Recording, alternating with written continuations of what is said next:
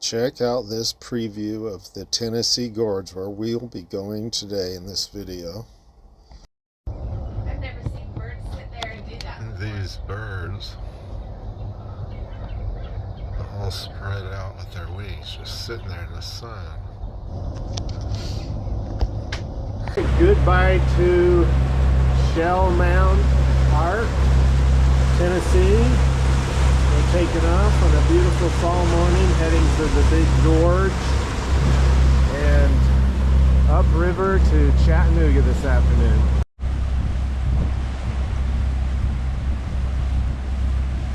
This is Nickjack Lake on the Tennessee River as we move up towards the gorge and Chattanooga.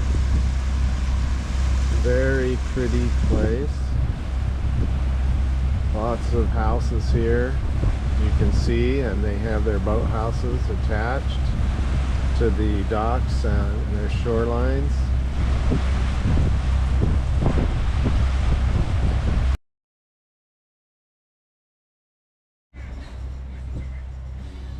The ride to Chattanooga through the Tennessee Gorge is very peaceful and beautiful. Probably the most beautiful place we've seen on the loop so far. Tennessee River Gorge. Absolutely breathtaking. Somebody has some houses with a view. There's one here. And one here. Little teeny houses. My favorite.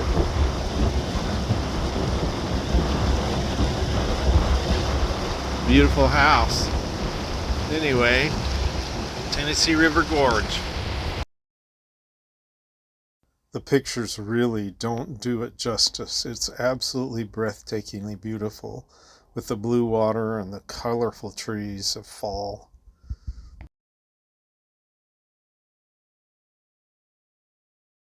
You can get an idea of what we saw today as we slowly cruised down the river for about 6 hours.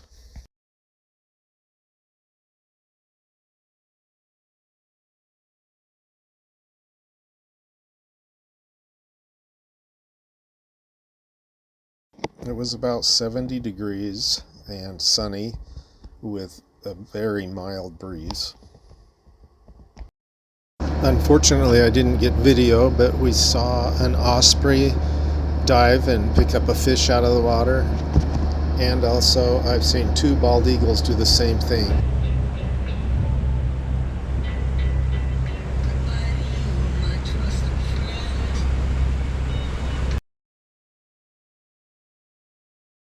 We saw a boat graveyard. There's a tunnel that goes right in the mountain right there. Going through, it's lit up inside. Almost like a lock there.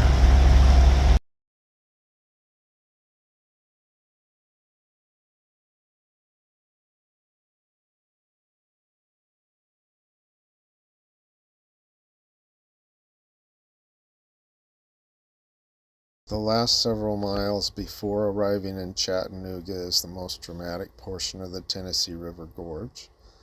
Then the hills fade away as you wind on some sharp turns in the river going into downtown Chattanooga.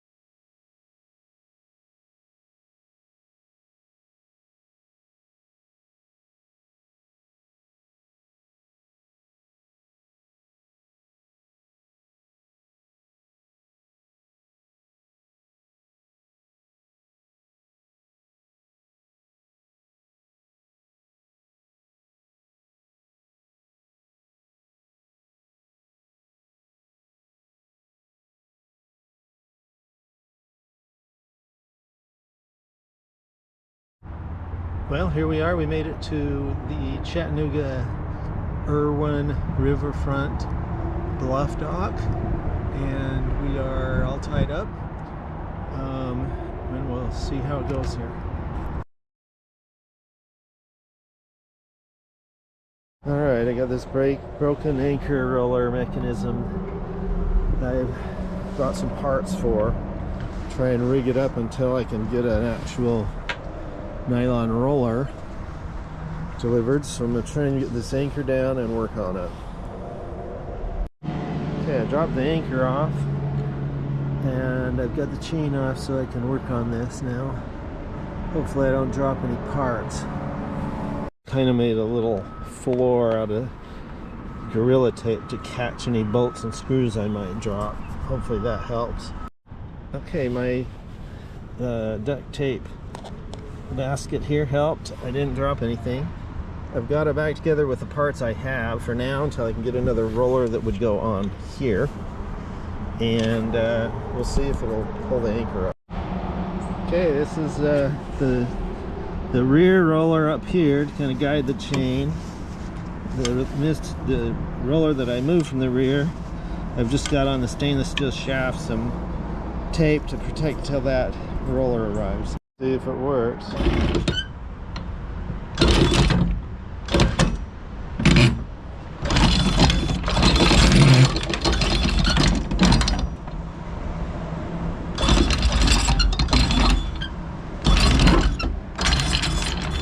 Well, not exactly the way I wanted, but let's see what we can do. Okay, that small line I had on there to hold the anchor from dropping all the way in to the bottom of the river is what was keeping it from twisting, I think. So it seems to be working now.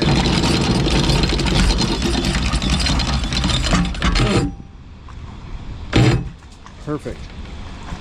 When we did the T-coil, we got little bits of over white, and it's really stained it. It's attracted dirt and stuff, and you couldn't see it at the time, but now you can. So I'm wiping it off. So we're going to do a before and after on this. Okay, this is the after. Boy, does it look a lot better. Just getting that black off the edges makes it look crisp and clean.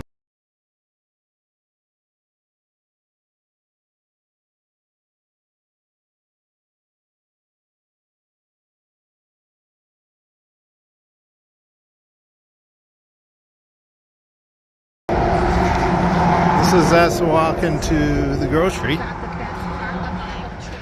Chattanooga. To me, it was the best part of the trip so far. So beautiful. Like This last sport, this last lake that you did.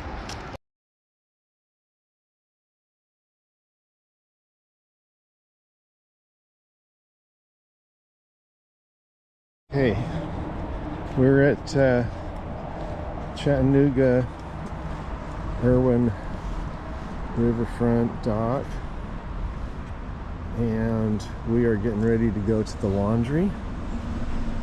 Last night we heard, was it 4 gunshots? Right here. Like they were in these trees almost. Woke us up at midnight exactly. These gunshots were not pointing at us. If you've been around guns that are shooting at you, you know they sound different than if they're to the side of you. We rode about 7 miles to get to the laundry, but that's because we had to backtrack because of a closed trail, you'll see. And then it was only about 4 miles back. It was a really nice ride on the river walk. Well, on the way to the laundry, the Riverwalk trail is closed, and we can't even get around it at all.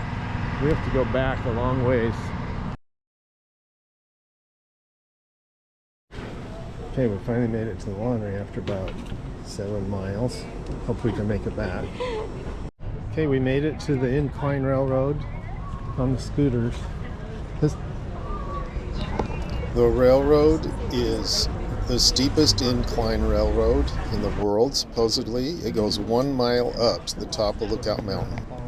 Here we are inside the incline railroad train car. Getting ready to go up. Yes. You see how steep this is that we're going up. The angle of this train on the incline. Civil War Battle above the Clouds was fought in part at the Park's current site in November.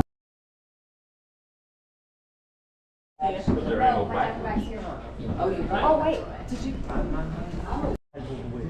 All right, this is the top of the incline railway. You can see how steep that is. Came up 1 mile up. Look, you can see the Tennessee River over there. Say hi. Hi. Okay, this is Point Park. National Park Service is closed because the government shut down, of course. But this is Point Park, and this is where the Chattanooga National Military Park is. So everybody's sneaking around the gate.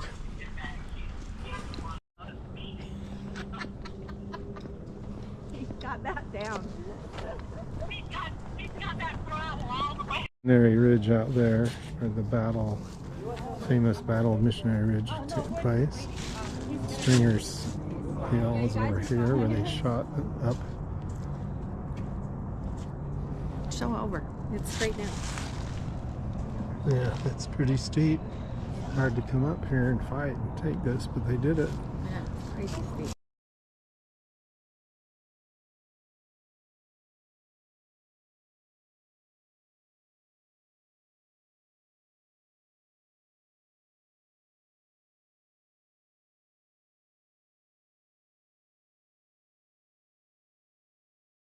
And so we'll spend another night and then go to church in the morning, and then we're going to take off and head back.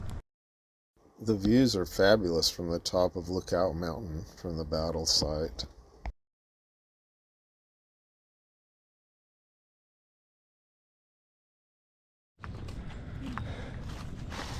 This is where the batteries were, some of them, all around this whole hill. They picked this high ground for the Confederate stronghold.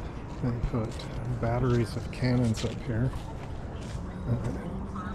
One interesting thing is they said that trying to shoot down at the Union troops, it was so steep, they aimed their cannons down and the cannonballs rolled out of the barrels. So it didn't work too well. The Union did end up taking it. This is us walking around Point Park. The Union troops came up this side, and that other side came up here to take this stronghold of the overlook.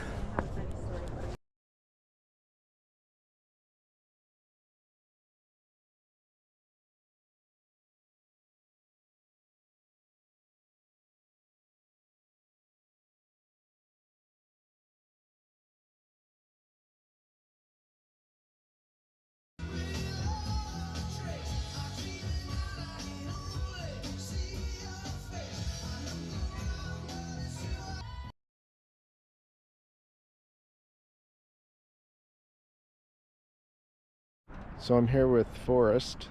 I'll have him introduce himself and tell you a little bit about this really cool boat he's built. All right. So what's your name? My name is Forrest Tramper, from Parker's Lake, Kentucky. And how long have you been living on your boat? Well, just this summer we started. I went up to Michigan, spent the summer up in Michigan right off Lake Michigan, White Lake, and spent a month and a half there.